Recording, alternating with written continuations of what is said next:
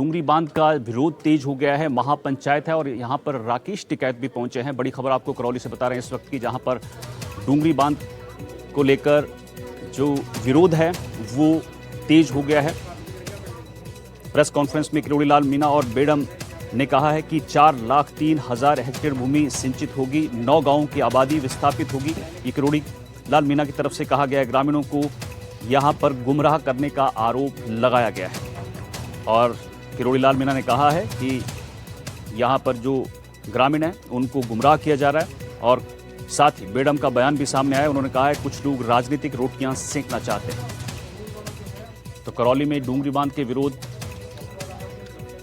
पर सरकार का ये जवाब सामने आया है। किरोड़ी लाल मीणा ने कई तरह के आरोप लगाए हैं। उन्होंने कहा है कि 4,03,000 हेक्टेयर भूमि सिंचित होगी, 9 गांवों की आबादी विस्थापित होगी। साथ ही किरोड़ी लाल मीणा ने यह आरोप लगाया है कि जो ग्रामीण हैं उनको गुमराह किया जा रहा है। वहीं बेडम ने कहा है कि कुछ लोग राजनीतिक रोटियां सेकना चाहते हैं और इसलिए ये गुमराह जो स्थानीय लोग हैं उनको किया जा रहा है। के जीवन को अंधकार में करने के लिए ये लोग साजिश रच रहे हैं। इनसे सावधान रहने की आवश्यकता है। आप आइए, हमारे चीफ इंजीनियर, प्रोजेक्ट के ऑफिसर, उनसे समझिए, नक्शा देखिए, गांवों की सूची देखिए। उसके बाद यदि आपको फिर भी कहीं कोई कमी रहती है तो हम तीनों मंत्रियों के साथ बैठिए। किसानों की हितैषी माननीय भजनलाल जी की सरकार है। किसानों के हित में जो अच्छा होगा वो राजस्थान की सरकार करेगी। निश्चित रूप से ये हमारा वचन पहले से भी है और आज भी कह रहे हैं। मेरी अपील है सभी किसान भाइयों से कि गुमराह करने वाले लोग बहरूपिया के रूप में जो आपके बीच में आ रहे हैं, इनसे सावधान रहकर अपने आने वाली पीढ़ियों के भविष्य को संरक्षित सुरक्षित करें। उस बांध की भराव क्षमता 227.5 मीटर रखी गई है, लेकिन ये तय किया गया है कि 220 मीटर के आसपास उसमें पानी रहेगा। और 220 मीटर पानी जब रहेगा तो इन 16 गांव, जिनमें 8-9 गांव पूरे जो घर हैं वो, और 7-8 गांवों के पार्शियली आबादी प्रभावित होती है। उससे ज्यादा कोई भी प्रभावित नहीं होता है। नहीं तो नदी है, पूरी नदी और उसका बेसिन नदी है, बेसिन। उससे प्रभावित गांव नहीं होंगे ना, बेसिन पे कोई गांव है ही नहीं। ना ना ना ना, ये नदी और उसका बेसिन पे जो गांव है वही 7 हैं जो ये कह रहे हैं, वही 9 हैं जो नदी के बेसिन में। Total 16 villages.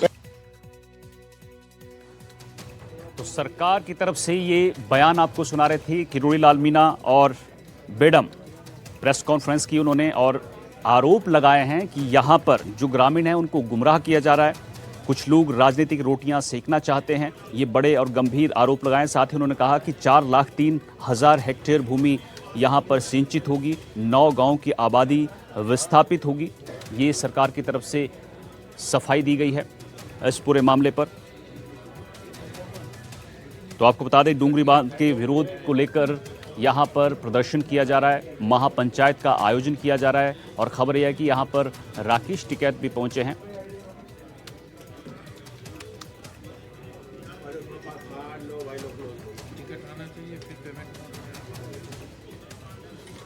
तो हमारे सहयोगी शशि हमारे साथ जुड़ गए हैं, साथ ही सागर भी जुड़ गए हैं।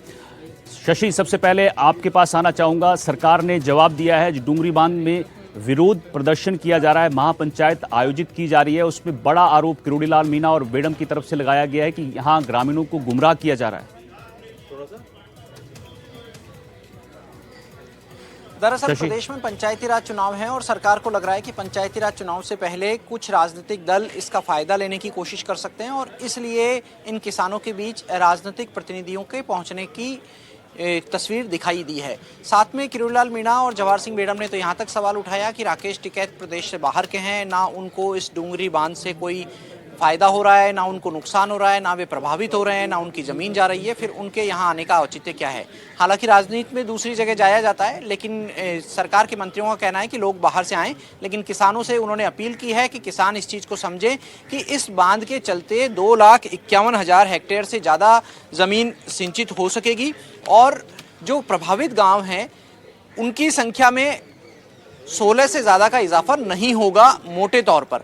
कई जगह ये भ्रांति सरकार की जानकारी में आया कि ये भ्रांति फैली है कि 76 गांव, 86 गांव, 87 गांव प्रभावित हो सकते हैं, ऐसा जन चर्चा का विषय बना और उसके बाद ये आंदोलन महापड़ाव तेज हुआ। सरकार इसीलिए चेती और सरकार को लगा कि किसानों तक अपनी बात पहुंचाई जाए। हालांकि किरोड़ी लाल मीणा ने कहा कि इससे पहले जब बारिश का समय था तब भी किसान चिंतित थे और उस समय भी जल संसाधन मंत्री सुरेश रावत ने उन्होंने किसानों के प्रतिनिधि मंडल की बातचीत कराई थी और तब किसानों ने उनसे पानी जो बढ़ रहा था बारिश का उससे बचाव की मांग की थी। मोरेल और बनास नदी हैं जो सवाई माधोपुर में के बड़े हिस्से में आती है, करौली में भी दूसरी नदी आती है और उन नदियों के पानी को सहेजने के लिए ये डूंगरी बांध बनाया जा रहा है। ये डूंगरी बांध ERCP यानी ईस्टर्न राजस्थान कैनाल प्रोजेक्ट, जिसको बाद में रामजल सेतु का नाम दे दिया गया, उस प्रोजेक्ट के महत्वाकांक्षी परियोजना है और ये डूंगरी बांध बनेगा तो आसपास के कई किसानों को फायदा होगा, ऐसा सरकार ने दावा किया है। बहरहाल जिन 16 गांवों के प्रभावित होने की बात कही जा रही है उन गांवों में बिलौली नदी, भूरी पहाड़ी, तालेड़ा, ये वो गांव हैं जो पूरे जाएंगे, पूरे विस्थापित होंगे। इनमें भावपुर है, डूंगरी है, खिदरपुर, जाड़ू है, हाड़ौती है, रूपपुरा, पदमपुरा, ये गांव हैं। इनमें जल भराव की स्थिति आमतौर पर बन जाती है। जो 16 गांव होंगे प्रभावित, जो विस्थापित होंगे, उनमें से 9 गांव तो पूरी तरीके से इस बांध के डूब क्षेत्र में आएंगे जबकि 7 आंशिक रूप से आएंगे। सरकार का कहना है कि जो केंद्र सरकार और राज्य सरकार के कानून बने हुए हैं, नियम बने हुए हैं, उनके तहत विस्थापितों के लिए मकान, सड़क, स्कूल और जो मूलभूत सुविधाएं हैं वो सरकार की तरफ से मुहैया कराई जाएंगी और प्रत्येक वयस्क व्यक्ति की गिनती करते हुए उनको मुआवजा दिया जाएगा। उनकी जितनी ज़मीन जाएगी कोशिश की जाएगी कि वो ज़मीन भी किसानों को दी जाए और साथ में जो आंशिक रूप से प्रभावित गांव वाले किसान हैं उनके लिए कोशिश सरकार की यही रहेगी कि उसी गांव में ज़मीन चिन्हित करके मुहैया उपलब्ध करा करके राजस्व विभाग से बात करके उनको वहीं पर बसाया जाए। और जो ब्यौरा दिया है सरकार ने वो कैमरा पर्सन सुशील से कहेंगे जरा एक बार इसके ऊपर हाईलाइट करके दिखाएं। ये जो रेलवे लाइन है, गांव का नाम भी दिया है, रेलवे ट्रैक से मोरेल नदी की जो स्थिति है वो भी दी है और कुल 8 गांव से हमारे सहयोगी सागर भी जुड़े हुए हैं। सागर, बाकी मैं आपके पास आना चाहूंगा। देखिए, यहाँ पर आरोप लगाया गया है राजनीति का, महापड़ाव जहां ये पंचायत चल रही है वहां से किस तरह की तस्वीरें सामने आ रही है और कौन कौन वहां पर पहुंचे। राकेश टिकैत के पहुंचने की खबर है, कौन बड़े नेता और पहुंचे हैं वहां पर?